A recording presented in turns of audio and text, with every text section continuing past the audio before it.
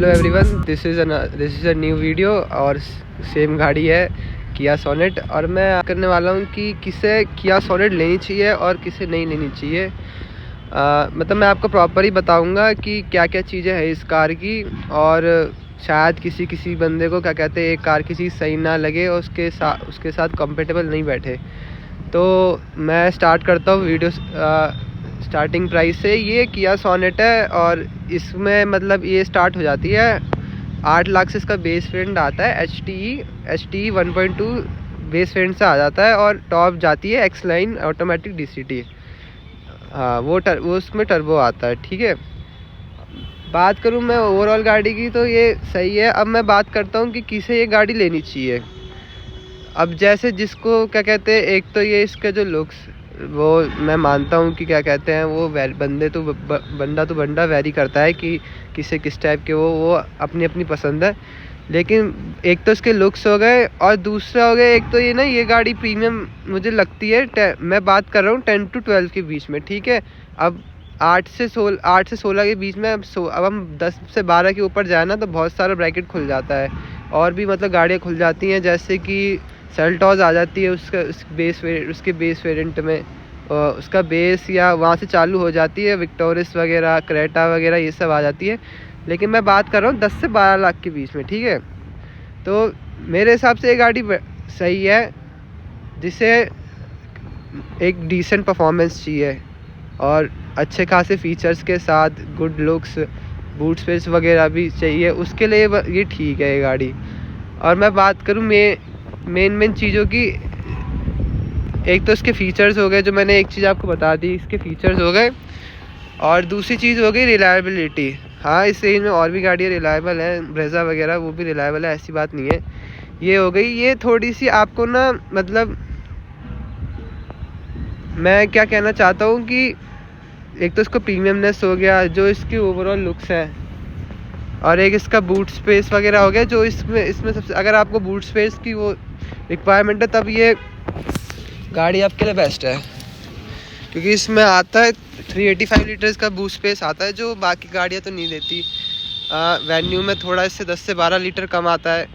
और बात करूँ मैं ब्रेजा में 320 है, actually I am not correct, 320 तक आता है। मैं ऐसे आपका अप्रॉक्स बता रहा हूँ, बाकी मैं चेक करके बता दूँगा, आप वो खुद भी देख सकते हैं।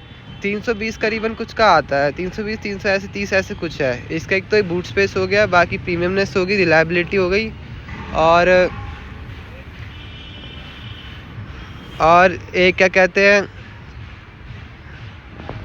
और भी फ्यूचरिस्टिक कार्स हो गई। जैसे आपको ये जो लुक्स है ना, एक तो ये इसके जो एलिमेंट्स वगैरह है, कई लोगों को ये ऐसी गाड़ियाँ ज़्यादा पसंद आती है। ये यंगस्टर्स की तरफ ये गाड़ी ज़्यादा फेस करती है, ब्रेजा भी लेते हैं वो लोग। ओवरऑल ये गाड़ी एक जो फ्यूचरिस्टिक कार है, और एक जो इसके प्रीमियम इंटीरियर्स है, उस सब को देखते हुए मुझे लगता है कि ये गाड़ी उनको लेनी चाहिए जिनको फीचर्स चाहिए, और जो थोड़ा बहुत प्रीमियम चीज़। एक इसके स्पोर्टी लुक मेन, ये एक तो इसके स्पोर्टी फ्यूचरिस्टिक जो लुक्स है, और मेन जो इसका जिसमें एक प्रीमियम वो ढूंढ, एक इसके फ्यूचरिस्टिक लुक्स हो गए और प्रीमियम इंटीरियर्स, जैसे कि और भी इसमें फीचर्स वगैरह है, जिसे मतलब ना, जिसे फीचरफुल गाड़ी चाहिए ना, जो फीचर्स हो जिसमें, तो ये गाड़ी है। उसमें 10 से 11 के बीच में यही है गाड़ी, इसमें ज़्यादा फीचर है। और मैं दिल्ली में रहता हूँ, तो यहाँ पे 10 साल से ऊपर डीज़ल गाड़ियाँ नहीं चल सकती। बाकी जगह स्टेट में है कि 15 ईयर्स की पूरी वो मिलती है, एज मिलती है। यहाँ पे नहीं मिलती है डीज़ल को, मैं इसलिए प्रेफर नहीं करता हूँ। और रीसेल वगैरह भी उसमें कम रहती है डीज़ल में, क्योंकि उसमें एज मैटर करती है ना, इसलिए। तो मैं तो पेट्रोल गाड़ी वो करता हूँ। बाकी इसमें IMT आता है, लेकिन वही है, कुछ फील नहीं देता वो मेरे को सही सी। काफ़ी लोगों को गाड़ी सही लग सकती है IMT में भी। ओवरऑल मैं वर्थ इट बोलूँ इस गाड़ी के बारे में, तो ये गाड़ी सही है, उस मामले में सही है। जिसको फीचर्स वगैरह चाहिए, ठीक है। जो कई लोग होते हैं ना, जिन्हें आफ्टर मार्केट नहीं जाना होता है, जिन्हें कंपनी फिटेड चीज़ें चाहिए होती हैं, डिस्प्ले वगैरह हो गया, और भी वैसे तो डिस्प्ले तो छोड़ो, उसमें बहुत सारे फीचर आ जाते हैं जो गाड़ी में नहीं आते हैं। जो सब कॉम्पैक्ट में नहीं आते, जैसे ब्रेज़ा वगैरह हो गई, ये सब वगैरह वगैरह, उसमें जो फीचर नहीं आते वो इसमें आ जाते हैं 10-11 में। और वो उनका तो सेकंड बेस ही आता है, इसका तो फोर्थ बेस आ रहा है अब इसमें। हाँ, मेरे को एक चीज़ बात और करनी है। अब जिस टाइम मैंने ली थी HT के ऑप्शनल है था, अब इसमें HT के प्लस आ गया है। अगर आप वो लेना चाहो तो उसमें आप ज़रूर जा सकते हो। वो थोड़ा इससे भी ज़्यादा वो है, वैल्यू फॉर मनी है। वो इससे कॉस्ट करता है मेरे ख्याल से 30 से 40 हज़ार और इससे कॉस्ट करता है, जिसमें डुअल टोन इंटीरियर आ जाता है, जिसमें इसमें कैप्स है तो उसमें वो एलॉय व्हील्स आ जाते हैं। और इसमें एक वो, और उसमें बड़े सारे फीचर है। पुश स्टार्ट बटन हो गया, और डुअल वो बता दिए मैंने, डुअल टोन इंटीरियर्स बता दिए, और भी काफ़ी सारे फीचर उसमें ऐड हो जाते हैं। और इसमें सीट कवर भी डुअल टोन आते हैं वगैरह वगैरह। अगर आप चाहो तो मैं उसके साथ अगर मेरे को इसमें ना कमेंट कर देना, अगर आप चाहते हो कि मैं इसको HT के प्लस के साथ कंपेयर करूं तो एक वीडियो में उस पर ही बना दूंगा। बाकी मैंने ऑल चीज़ें बता दी है कि किसे सोनेट लेनी चाहिए। अब मैं किसे सोनेट नहीं लेनी चाहिए, इसमें कुछ कमियां भी हैं जो मैं बताता हूँ। थोड़ी बहुत कमियां बहुत तो है इसमें भी। बस एक चीज़ और है, यही है कि इसमें क्या कहते हैं, आपको ना कुछ काम कराने की ज़रूरत नहीं है। एक हेडलाइट से मैंने पुरानी वीडियो में बात करके, हेडलाइट को छोड़ कर ना आपको इस गाड़ी में कुछ काम कराने की ज़रूरत नहीं है। इसमें ऑलमोस्ट सब चीज़ें बेस्ट है। आप स्पीकर की बात कर लो, और सीट वो जो कंपनी से भी आती है ना वो भी बेस्ट है। जो इसमें एक जो उसका वो आता है, जो फैब्रिक आता है वो बढ़िया है, वो इतनी जल्दी ख़राब नहीं होता। वो तो मैंने कुछ अपनी पर्सनल रीजंस की वजह से इसमें सीट कवर्स डलवा लिए हैं, वैसे ज़रूरत नहीं है, वो अपनी अपनी चॉइस है आपकी। इसमें ना काम कराने की ऐसी कोई ज़रूरत नहीं है। जैसे आप गाड़ी लो ना तो मतलब आप ऑलमोस्ट मतलब आपको लेनी है, उसके बाद इसमें कुछ काम कराने की ज़रूरत नहीं। बाकी सिस्टम वगैरह से रिलेटेड इसमें रियर कैमरा आ ही जाता है, और क्या कहते हैं, डिस्प्ले अच्छी है। स्पीकर तो इसमें भी अच्छे ही आते हैं, इसमें भी स्पीकर बहुत अच्छे आते हैं। मैंने पिछली वीडियोस में भी इसकी साउंड्स वगैरह सुना रखी है, बहुत अच्छे वोकल्स साउंड वगैरह बहुत अच्छे है। इस पर ऑल गुड, सब कुछ बढ़िया है। इसमें ऐसे कुछ काम कराने की ज़रूरत नहीं है। बस यही है कि क्या कहते हैं कि थोड़ा सा आपको कॉम्प्रोमाइज़ करना पड़ेगा ना, 1.2 वाली उस पर कॉम्प्रोमाइज़ करना पड़ेगा, जो है इसके परफॉर्मेंस को लेके, जो इसका डिसेंट है। बस ये है। अगर आप जाना अगर आप डीज़ल फ़ैन हो, हाँ एक चीज़ और बताना चाहता हूँ मैं आपको, अगर आप डीज़ल में जा सकते हो, अगर आप चाह रहे हो कि डीज़ल में जाओ, तब तो ये गाड़ी बहुत सही है, उसमें मामले में बहुत सही है। इसमें आपको फ़ीचर और परफॉर्मेंस दोनों मिल जाएंगे, क्योंकि उसमें आता है 1.5 लीटर, जो इससे कॉस्ट करता है 1.5 लाख, इससे ज़्यादा कॉस्ट करता है। वो आपकी 12 के करीबन, मतलब हाँ इसके करीबन आपको कॉस्ट कर जाएगा आराम से। आपको 12 करीबन आराम से वो गाड़ी वो कॉस्ट कर जाएगी आपको। और उसमें क्या कहते हैं, आप 1.5 लीटर का ना जो इंजन आता है ना वो बहुत पावरफुल है, और जिसमें अच्छे खासा टॉर्क है, और उसमें एवरेज भी है, उसमें एवरेज भी अच्छा है। कंपनी उसमें कम से कम 23 से 24 kmpl क्लेम करती है उस वाली गाड़ी में, डीजल में। सोनेट में डीजल में क्लेम करती है 23 से 24 kmpl के बीच में, जो आपको सिटी में भी आराम से 17 to 18 का एवरेज आराम से दे देगी, अगर आप डीजल में जाना चाहो तो। हाँ, बाकी मैंने ऑलमोस्ट चीज़ें बता दी है कि क्यों ये गाड़ी जिसको लेनी चाहिए। एक तो फीचर्स वगैरह हो गए, और एक तो इसकी रिलायबिलिटी हो गई। किया, हुंडई और दोनों सिस्टर ब्रांड्स हैं। तो हुंडई का तो आपको पता ही है, क्या कहते हैं, इन गाड़ी में ऐसी कोई दिक्कत नहीं आती। मैंने अब तक 6 महीने तक ये गाड़ी चला ली, मुझे ऐसे इस गाड़ी में कोई दिक्कत नहीं आई। अब 6 महीने होने को हो गए इसको, मुझे अब तक इस गाड़ी में ऐसे कोई भी दिक्कत नहीं है अभी देखने को मिली है। बाकी आगे कुछ होता है तो मैं आपको आगे की वीडियोस में बता दूंगा। अब मैं बात करता हूँ कि किसको ये गाड़ी नहीं लेनी चाहिए, ठीक है, तो उस टॉपिक पे आते हैं। तो अब हो रही है दूसरी बात कि किसे किया सोनेट नहीं लेनी चाहिए। तो पहली चीज़ ये है दोस्तों, एक इसका जो रियर स्पेस है, अगर आपकी 4 से 5 लोगों की फैमिली है, जैसे 4 से 5 तब तो ठीक है, लेकिन आप जैसे 5 बंदे बिठा लोगे ना तो थोड़ी सी अनकंफर्टेबल हो जाएगी, क्योंकि इसके जो मेन दिक्कत है ना, अब दिक्कत क्या है, कुछ गाड़ी में ऊपर नीचे तो होता ही है। अब किसी गाड़ी में कुछ चीज़ अच्छी होती है तो किसी गाड़ी में कुछ चीज़ कम होती है। अब प्रोडक्ट पूरा तो बिल्कुल 100% अच्छे ऐसे वो होता तो है नहीं। तो इसमें मेन चीज़ यही है कि इसमें एक तो रियर स्पेस है वो कम है बैठने वालों के लिए। अगर आप लोग ज़्यादा हेल्दी हो, आपकी उसमें फैमिली में ज़्यादा है, तो ये गाड़ी थोड़ा मतलब आप अवॉइड करना पीछे की स्पेस के मामले में, क्योंकि इसमें रियर स्पेस कम है। और एक जो इसका सस्पेंशन है वो स्टिफ है। बाकी गाड़ियों से लूँ अगर मैं ब्रेज़ा वगैरह से, तो ब्रेज़ा में भी स्मूथ आता है और नेक्सॉन में भी स्मूथ आता है। टाटा की बात मैं करूँगा नहीं, तो इसमें तो स्टिफ है। मतलब आप जब इसे गड्ढे वड्ढे में ले जाओगे तो आपको थोड़ा फील होगा। ये होगा। एक मेन हो गई इसका एवरेज। भाई एक बात हो गई एवरेज। अब ये सोच के तो बिल्कुल मत लेना पेट्रोल में कि ये सिटी में एवरेज देगी। सिटी में कहीं एवरेज नहीं देती भाई, ये मैं बता रहा हूँ तुम्हें। मैं इसको चला चुका हूँ, मैं तो उसमें ये देख रहा हूँ इसका एवरेज। ये सिटी का एवरेज है इसका। 1 मिनट ब्लर हो गया कैमरा। ये इसका सिटी का एवरेज है। लोग बोलते हैं, लोग आपको कंपनी वाले ही बोलेंगे कि सर आपको दे देगी 13-14। भाई नहीं देती, घंटा नहीं देती है। 13-14 ऐसे सिटी में नहीं देती है। मैं दिल्ली में रहता हूँ, मैं बता रहा हूँ आपको, इसमें 9, 10, 11 ऐसी एवरेज आता है। अगर आप ऐसे डेली यूज़ में सोच रहे हो कि ये एवरेज देगी, तो वैसे एवरेज नहीं देगी। हाईवे पे अच्छा है, हाईवे पे नो डाउट ये गाड़ी इसका एवरेज बहुत अच्छा है। अगर आप लॉन्ग टूर्स में जा रहे हो तब तो ये गाड़ी अच्छा है। तब तक मैंने भी निकाला है। 18 कंपनी अगर क्लेम करती है तो मैंने 7.5 इसमें निकाल रखा है। और 18 तक तो मैंने निकाल रखा है। 17 to 18 मतलब मान के चलो 16, 17, 18 ये देती है, आराम से प्यार से देती है।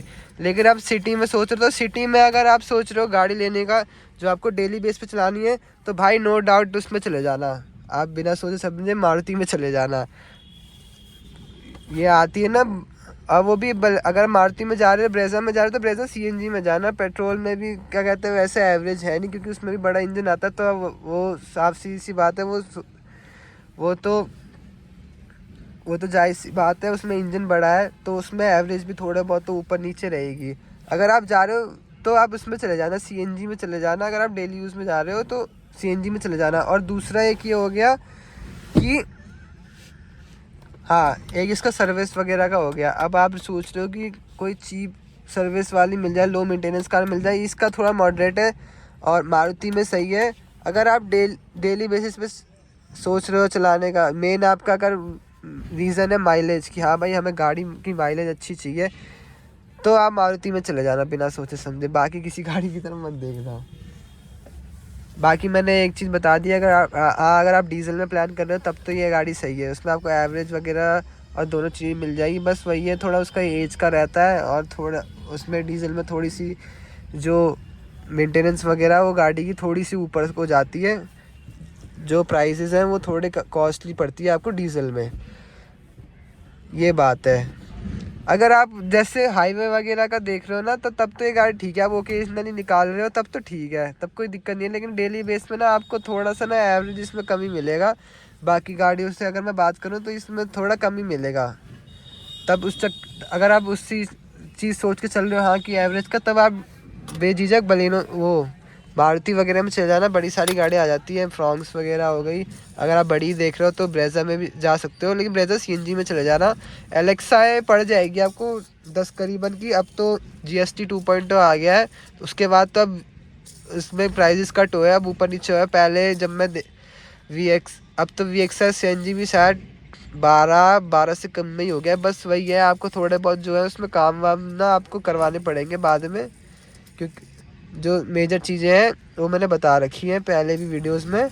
तो इसमें मेन चीज़ ये है, एक तो उसका ये हो गया और थोड़ा बहुत इसका सर्विस वगैरह हो गया। इसका हल्का सा थोड़ा बहुत मेरे ख्याल से थोड़ा सा एक्सपेंसिव है मारुति से।